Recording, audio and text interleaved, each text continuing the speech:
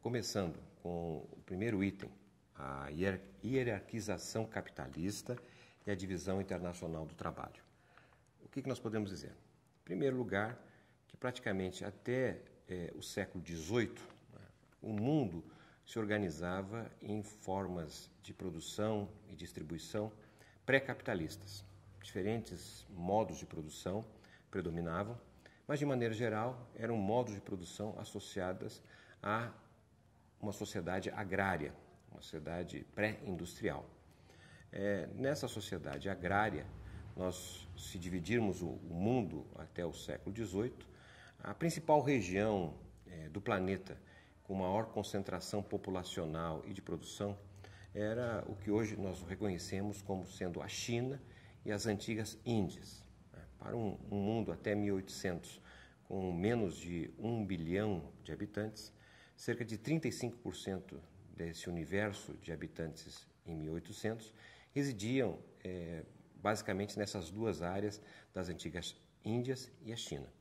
Esse 35% da população mundial, à época, respondia por cerca de 55% da produção. Poderíamos dizer, à luz da visão de hoje, que o centro do mundo, até 1800, estava localizado no que eram as antigas Índias e a China. A partir da primeira Revolução Industrial e Tecnológica, a partir de 1750, um espaço do mundo, um espaço territorial do mundo, identificado como Reino Unido, se transforma no novo centro dinâmico do mundo com a Revolução Industrial e Tecnológica, com a mecanização do trabalho, que vai permitir ganhos de produtividade extremamente acentuados e, ao mesmo tempo, possibilitar que essa grande produção atenda, pelo menos o que tem de consumo no Reino Unido, e cada vez mais transborde para espaços para além do Reino Unido, alimentando crescentemente o comércio. Mas para que essa nova situação, que é basicamente um pequeno espaço, uma região com 20 milhões de habitantes, se transforme no centro dinâmico do mundo ao final do século XVIII, é necessário identificar 3 características que reordenam o mundo a partir do predomínio do capitalismo, que é basicamente a existência do progresso técnico, que é o elemento fundamental da dinâmica do capitalismo. O progresso técnico permite se produzir em maior escala, com maior grande produtividade, mudando o processo de trabalho, novos materiais. Além do progresso técnico, nós temos uma segunda característica dessa ascensão do modo de produção capitalista, que é justamente a presença da moeda, a moeda de curso internacional. Uma vez produzindo em grande escala na Inglaterra, para que pudesse haver comércio, seria necessário superar as antigas formas de escambo, de troca entre produtos, para agora cada vez mais a presença de uma moeda. E, portanto, aí surge a libra esterlina, a moeda inglesa, associada ao ouro, conversível ao ouro, e essa moeda, então, vai se transformando num elemento chave do próprio comércio da Inglaterra, que passa a vender seus produtos manufaturados, produzidos em grande escala, para outros impérios, para outras nações. E nós temos a terceira característica, para além, então, do progresso técnico da moeda, que é a organização das Forças Armadas britânicas, que terão um espaço muito importante para executar tudo aquilo que a diplomacia não exerce pela conversa, pelo diálogo, então agora pela força das armas. E é justamente o poder das Forças Armadas inglesas que vão, de certa maneira, ajudar a desconstituir o antigo Império Hindu e, ao mesmo tempo, alimentar a guerra na China através da Guerra do Ópio. Isso desorganiza os antigos espaços de produção pré-industrial, predominante até o século XVIII, e vai dar à Inglaterra a capacidade de se tornar o centro do mundo. O que significa dizer, então, que o modo de produção capitalista se associa cada vez mais a um desenvolvimento de dimensão global, um desenvolvimento muito desigual entre os espaços territoriais e um desenvolvimento desigual que é articulado pela posição relativa de cada país ou império relativamente a esse centro dinâmico que é a Inglaterra. Então nós temos aí uma primeira divisão internacional do trabalho, que é justamente um país que produz manufatura e comercializa com outros países, recebendo como importados produtos primários e vendendo produtos industriais. Essa primeira onda de globalização, ela é uma onda que praticamente organizava o capitalismo em expansão no mundo através dos impérios. Para além do Império Britânico, que se dizia à época como sendo o império onde o sol nunca se punha, dado a extensão territorial do Império Inglês, mas também haviam outros impérios, o Império Austro-Húngaro, por exemplo, o próprio Império Espanhol, o Império Português. Não vamos esquecer que Portugal, até a década de 1970, ainda possuía colônias, né? No caso da África, como Moçambique, por exemplo.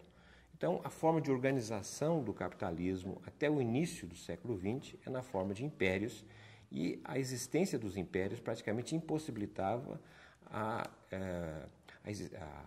realização de políticas nacionais, de estados nacionais, para além do próprio chamado Estado mínimo, o Estado que responderia apenas por 3 funções fundamentais: o Estado como monopólio da violência, só o Estado podia matar, prender; o monopólio da arrecadação, somente o Estado pode arrecadar impostos; e também o monopólio da moeda, somente uma moeda de curso nacional.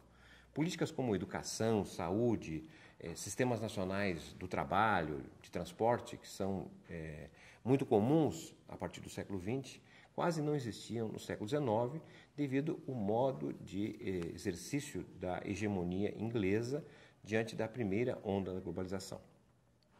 Bom, podemos então agora, já entendido como funciona a hierarquia do capitalismo, hierarquia que não existia anteriormente nos modos de produção pré-capitalista, e essa hierarquia que passa a ter então um papel fundamental no ordenamento do mundo.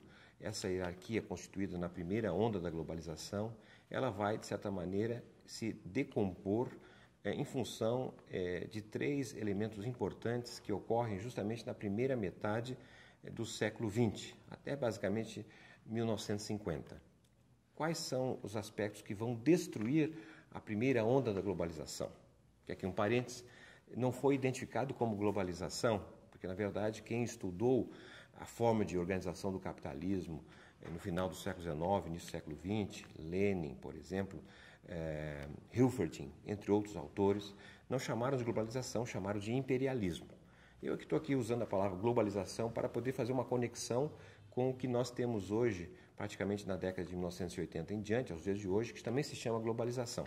Mas para fazer essa conexão, então, é que nós podemos dizer que esta primeira onda da globalização vai até, basicamente, a Primeira Grande Guerra Mundial, né? Então, eu chamava atenção para os 3 elementos que ajudam a desconstituir esta velha ordem comandada pela Inglaterra, que dizem respeito, em primeiro lugar, à Guerra Mundial, a Primeira Guerra Mundial entre 1914 e 1918, que é uma guerra, na verdade, que vai decompondo os antigos impérios. A Segunda Guerra Mundial, então, ela é o elemento-chave de desconstituição das formas de organização do imperialismo e, sobretudo, de um regime de colônias que predominavam. Também tem um segundo elemento importante, que é a depressão de 1929, uma depressão que atinge o centro mais importante e efervescente do capitalismo financeiro nas bolsas de valores dos Estados Unidos, em Nova York, uma depressão que se inicia em 29 e praticamente vai até o encerramento da Segunda Grande Guerra Mundial. E um terceiro elemento importante, que foi o nascimento, de forma estruturada, de uma alternativa ao capitalismo em função da Revolução Russa em 1917. Então, esses 3 elementos vão ajudar a desconstituir a experiência de organização do capitalismo, identificado, então, como centro dinâmico da Inglaterra. Ocorre que, a partir da primeira Revolução Industrial e Tecnológica ocorrida na Inglaterra, que é basicamente importante identificar, não é, a introdução do tear mecânico, substituindo as antigas rocas de produção têxtil, e também a própria descobrimento e incorporação do motor a vapor, né, que vai permitir, então, a agilidade através das ferrovias, dos navios a vapores, que vai permitir, então, uma agilidade no transporte, redução de distâncias. Esta revolução industrial e tecnológica, essa primeira, dá um protagonismo à Inglaterra. Mas nós vamos ter, ao final do século XIX, entre 1870 e 1910, praticamente, uma segunda revolução industrial e tecnológica que diz respeito justamente à introdução da química, da petroquímica, do petróleo, do motor a combustão, enfim, uma infinidade de novas descobertas, novos materiais, novos processos de produção e divisão do trabalho que vão, de certa maneira, protagonizar, então, uma nova etapa de expansão capitalista a partir do progresso técnico e cujo centro de expansão e difusão desse progresso técnico está associado não mais na Inglaterra, mas agora nos Estados Unidos e na Alemanha. Então, o que nós vamos ter, na verdade, é uma disputa crescente entre os Estados Unidos e a Alemanha para decidir quem substituiria a antiga Inglaterra, agora cada vez mais decadente, por uma estrutura produtiva distante do progresso técnico da segunda revolução industrial. Então, a partir da Segunda Grande Guerra Mundial, nós estamos diante de uma nova etapa de expansão capitalista, cujo centro dinâmico passa a ser os Estados Unidos, que não exerce de forma isolada, como havia sido a experiência inglesa, porque agora nós temos, então, uma alternativa ao capitalismo cada vez mais consolidado através da União Soviética. Então, nós temos uma polaridade que vai, inclusive, ser responsável por uma guerra fria entre 1947 e 1991. Mas o que interessa aqui, nesse momento, é olhar um pouco mais e entender a dinâmica da hierarquia do capitalismo, então, uma nova divisão internacional do trabalho, com os Estados Unidos liderando o mundo capitalista a partir de 1945. O exercício dos Estados Unidos, dessa hegemonia, porque ele passa a ter a moeda de curso internacional, que é o dólar vinculado ao ouro, o sistema ouro-dólar.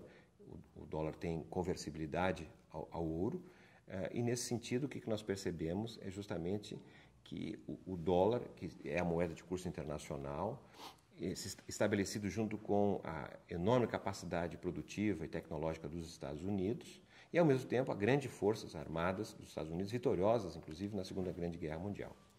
Mas, diferentemente da Inglaterra, o mundo pós-45 é um mundo que, na verdade, difunde e consolida, dentro do capitalismo, um sistema interestatal. O que é um sistema interestatal? Nós temos a decomposição dos antigos impérios, o velho colonialismo vai se fragmentar e dar origem a uma acentuada expansão dos Estados nacionais. Já ali em 1947, a independência das Índias, do Paquistão, enfim, vão inaugurar uma nova fase de expansão dos Estados nacionais. A primeira reunião das Nações Unidas, ainda já no final da Segunda Grande Guerra Mundial, reúne todos os países existentes no mundo e nós não temos 50 países, porque a maior parte ainda do território do planeta se organiza na forma de colônias.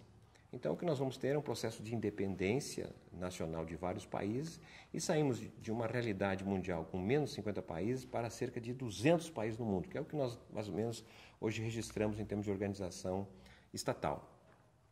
Esses estados nacionais, na verdade, passam, então, a desenvolver um tipo de Estado que não é mais aquele antigo Estado mínimo, com 3 funções apenas, da moeda, da violência das Forças Armadas e da arrecadação. Passam a ser Estados agora que desenvolvem políticas nacionais, políticas que dizem respeito à constituição de um sistema de educação, sistema de saúde, sistema de habitação, regulação do mercado de trabalho, instituições que representam anseios e interesses nacionais, como partidos políticos, sindicatos, associações de bairros. Então, o mundo pós-45 é um mundo, de certa forma, que vai se estruturando a partir da existência desses chamados Estados nacionais, dentro desta hierarquia mundial centrada nos Estados Unidos. Então, essa é uma experiência, digamos assim, que é conhecida por alguns autores como os chamados anos dourados do capitalismo, do segundo pós-guerra, porque, de certa maneira, é uma fase em que se combina crescimento econômico com expansão de experiências democráticas e, ao mesmo tempo, uma certa redução da desigualdade, que é uma característica intrínseca do desenvolvimento capitalista. Desigualdade entre indivíduos, mais do que entre classes sociais. É nesse momento, na verdade, que o Brasil se apresenta com um forte desenvolvimentismo, um desenvolvimentismo que já se instala a partir de 1930, com a chamada Revolução de 30, que abandona o antigo projeto agrarista e liberal da República Velha e, de certa maneira, constitui um projeto novo de organização do Brasil, urbano e, sobretudo, industrial. E esse mundo urbano e industrial, com a presença importante do Estado Nacional, o Estado moderno, desenvolvedor de várias políticas públicas, políticas de difusão da educação, da saúde, da habitação, do transporte, mas, de certa forma, ainda muito prisioneiro dos interesses mais fortes da sociedade, especialmente os proprietários rurais, parte importante da burguesia industrial.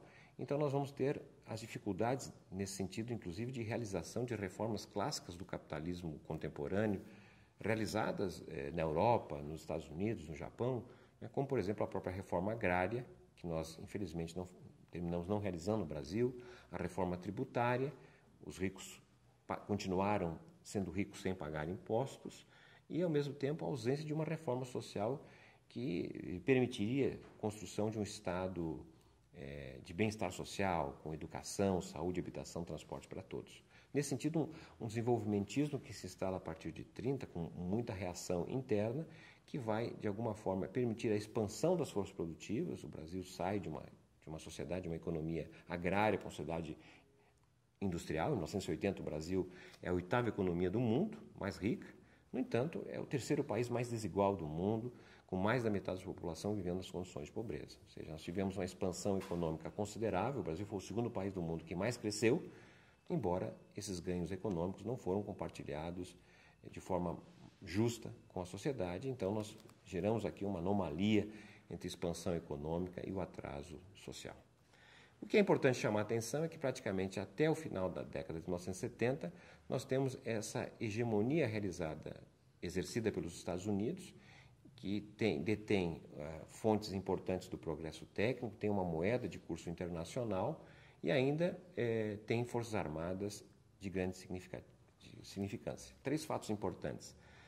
A partir da década de 1970, recolocam, na verdade, o exercício da hegemonia nos Estados Unidos, configurando aí talvez uma 3ª divisão internacional do trabalho, que é importante registrar.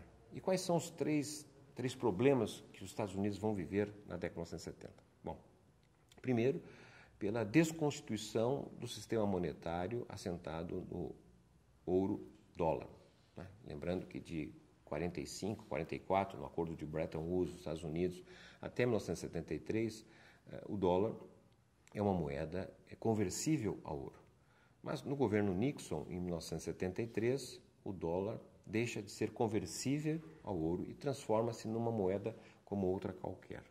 Porque, na verdade, os Estados Unidos haviam emitido muitas moedas, muitos dólares, sem lastro em ouro, e há um questionamento de parte da Europa crescente a essa possibilidade dos Estados Unidos emitirem moeda sem lastro em ouro, desorganizando o acordo de Bretton Woods de 1944.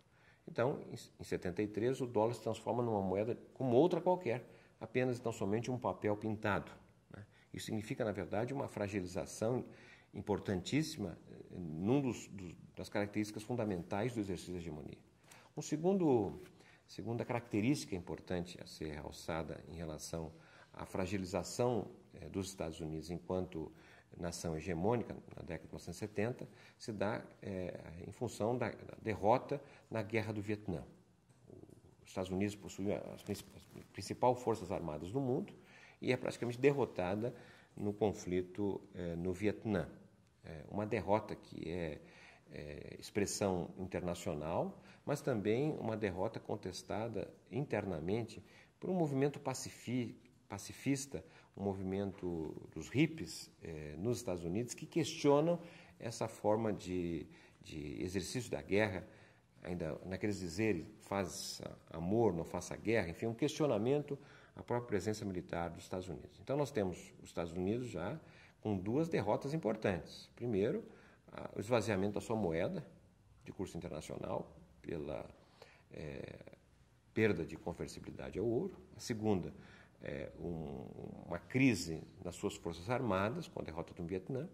E a terceira é um problema ainda mais grave que ocorre ao final dos anos 70 com a instabilidade da sua matriz energética em função dos conflitos que ocorrerão no Oriente Médio. De um lado, a guerra do Irã-Iraque, na sequência, a Revolução Iraniana, o Irã que tinha um governo muito próximo do Ocidente, o antigo Shah Reza Pahlavi, que facilitava, inclusive, o comércio do petróleo e alimentava os Estados Unidos como uma nação muito dependente do petróleo, embora produzisse, mas dependia do exterior, e a ascensão do islamismo, de Khomeini, no Irã, de certa maneira, coloca uma nova realidade na produção e exportação de petróleo. E ainda temos um outro conflito que se dá a partir da invasão soviética no Afeganistão. Então, isso significa dizer que nós temos agora uma nação, os Estados Unidos, cada vez mais questionada do ponto de vista do exercício de sua hegemonia, e se começa a se tratar cada vez mais de uma possível substituição do centro dinâmico exercido pelos Estados Unidos por nações como o Japão e a Alemanha, que apresentam, na verdade, cada vez mais vigor e expansão tecnológica, questionando, portanto, a importância dos Estados Unidos. É ali que nós vamos ter, ao final dos anos 70, início dos anos 80, um reposicionamento dos Estados Unidos, do seu governo, em termos de abrir agora uma nova etapa, que seria, então, uma segunda globalização, que é uma forma de dar aos Estados Unidos recuperação do seu exercício de uma nação hegemônica. Então, nós vamos ter aí três aspectos importantes a serem destacados e que, de certa maneira, dominam os dias de hoje e que colocaram problemas enormes para vários países, inclusive o próprio Brasil. Quais são esses elementos a serem ressaltados? O primeiro foi, na verdade, uma mudança substancial no exercício da guerra e na organização das Forças Armadas nos Estados Unidos. As chamadas políticas neoliberais, que vão ganhar importância ao final dos anos 70 e início dos anos 80, a partir dos Estados Unidos, mas também na Inglaterra, na Alemanha, com Helmut Kohl, entre outros, são políticas que, na verdade, desconstituem gastos, especialmente na área social, deslocando recursos para áreas militares, áreas de investimento tecnológico, sobretudo para a questão da guerra, a guerra tecnológica, e, ao mesmo tempo, recursos associados no sistema de dívidas que vão ser constituídas, porque o Estado, diante da expansão do gasto, ele tem dificuldade de aumentar a tributação, uma contestação ao aumento da tributação. Aliás, as políticas neoliberais, inclusive, vão suavizar os impostos sobre os ricos e, de certa maneira, redirecionar os impostos sobre os mais pobres.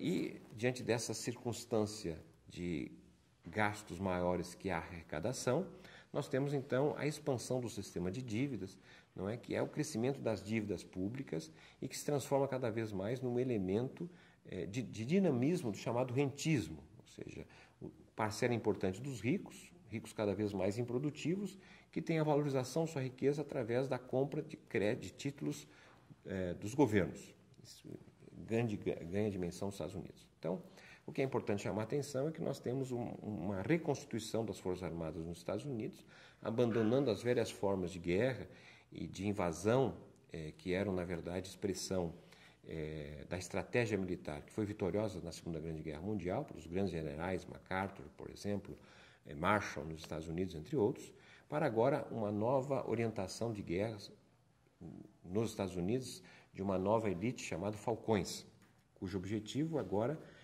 na verdade, não mais o desenvolvimento da guerra convencional, a guerra de ocupação, mas cada vez mais a guerra cibernética. E uma guerra associada à pesquisa, à inovação tecnológica, à internet, às empresas.com, toda uma rede de produção tecnológica que vai cada vez mais viabilizar as novas formas do exercício da guerra, que é a guerra sob o controle da informação, controle dos dados, do conhecimento. E é nesse sentido que emergem, então, as grandes empresas de comunicação, da mídia, da internet que temos hoje. 5, 6 grandes empresas, na verdade, controlam as informações nos Estados Unidos e, obviamente, fora dos Estados Unidos, e em associação com o Departamento de Estado norte-americano, com o próprio exercício da guerra. Uma segunda mudança importante está relacionada agora na parte monetária. O Banco Central dos Estados Unidos abandona uma prática que vinha sendo desenvolvida desde o acordo de Bretton Woods, que foi justamente o abandono das taxas de juros estáveis, fixas, e passa a praticar taxas de juros flutuantes e crescentes. Os Estados Unidos elevam fortemente a taxa de juros a partir de 79, com o presidente do Banco Central norte-americano Paul Volcker, e com esse objetivo ele, na verdade, reorganiza o sistema financeiro internacional, fazendo com que o mundo todo desloque recursos excedentes, existentes, para serem aplicados nos Estados Unidos em função da alta taxa de juros até então desconhecida. Isso, de certa maneira, gera uma forte organização no sistema financeiro e nos bancos centrais do mundo todo e, de certa maneira, vai reduzindo a autonomia das políticas monetárias dos Estados nacionais. Por quê? Por conta do papel que o Banco Central dos Estados Unidos passa a ter. E a terceira ação importante, que está relacionada ao exercício da guerra e do controle, sobretudo no Oriente Médio, de parte dos Estados Unidos, para que possa, de certa maneira, garantir o acesso ao petróleo barato. Então, nós temos aí, a partir dos anos 80, uma nova etapa do capitalismo, digamos assim, uma segunda onda de globalização, um movimento crescente de destruição das fronteiras, do controle das fronteiras nacionais, uma redução da capacidade dos Estados nacionais poderem fazer políticas públicas e o predomínio crescente de políticas neoliberais. Dentro desse novo contexto, né, em que os Estados Unidos, na verdade, conseguem novamente reposicionar-se no mundo, exercer uma hegemonia, inclusive mais acentuada, em função do desmoronamento da União Soviética a partir de 1989 até 1991, e aí nós temos então essa fase hoje muito presente, que é a globalização, essa segunda onda de globalização, cujo poder fundamental e dinâmico dessa globalização passa a ser então as grandes corporações transnacionais. Hoje nós temos praticamente 500 corporações transnacionais que dominam qualquer setor de atividade econômica, corporações inclusive com faturamento acima do PIB, da renda de país, né? Nós temos o Brasil, por exemplo, em 2014, era considerada a 8ª economia do mundo. No entanto, a somatória do faturamento das 4 maiores corporações transnacionais equivalia ao PIB do Brasil.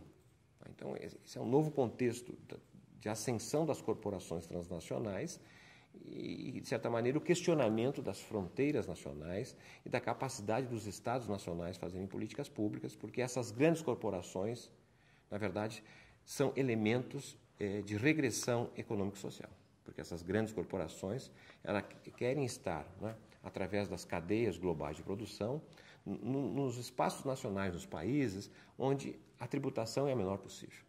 Portanto, as grandes corporações articulam-se nos parlamentos para a redução de impostos às grandes corporações. E essas grandes corporações também fazem planejamento tributário que permite deslocar recursos para os chamados paraísos fiscais, para não pagar impostos nesse sentido.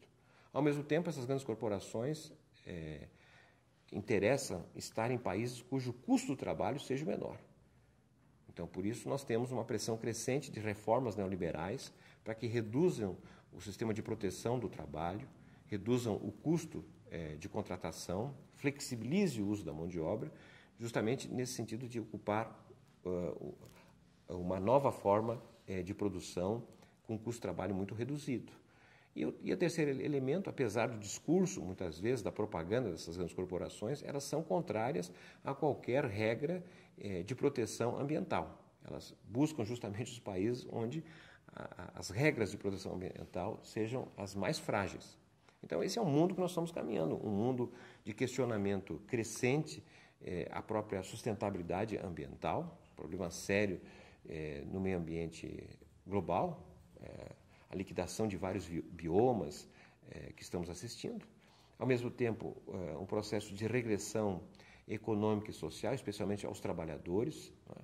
E também, eu diria assim, uma tensão crescente com os governos nacionais, sobretudo governos democraticamente eleitos, que se colocam numa postura de soberania, de defesa do seu espaço nacional e de construção de políticas que muitas vezes questionam a capacidade dessas grandes corporações. Então, esse mundo, não é um mundo em que nós temos uma hierarquia do capitalismo consolidada desde o final do século XVIII, que foi sofrendo alterações e impactos, e a tensão principal que nós temos hoje é essa tensão que se dá entre a Ásia, sobretudo a China, e em relação aos Estados Unidos. A China emerge como uma grande potência do ponto de vista econômico, mas é um país, né, que não tem uma moeda de curso internacional, está trabalhando para isso, e é um país cuja a base militar é incomparável diante do poder que segue tendo os Estados Unidos. Então, esse mundo polarizado, diante dessa centralidade dos Estados Unidos, apesar dos seus sinais de decadência, abrirão os novos passos para nós analisarmos o que vem pela frente. E, sobretudo, as oportunidades que o Brasil tem de se constituir como uma nação independente, soberana, que valorize o seu mercado interno, que valorize os seus biomas, a sua sustentabilidade ambiental, que é um poder soberano questionado desde 2016 com o golpe de Estado instalado no Brasil.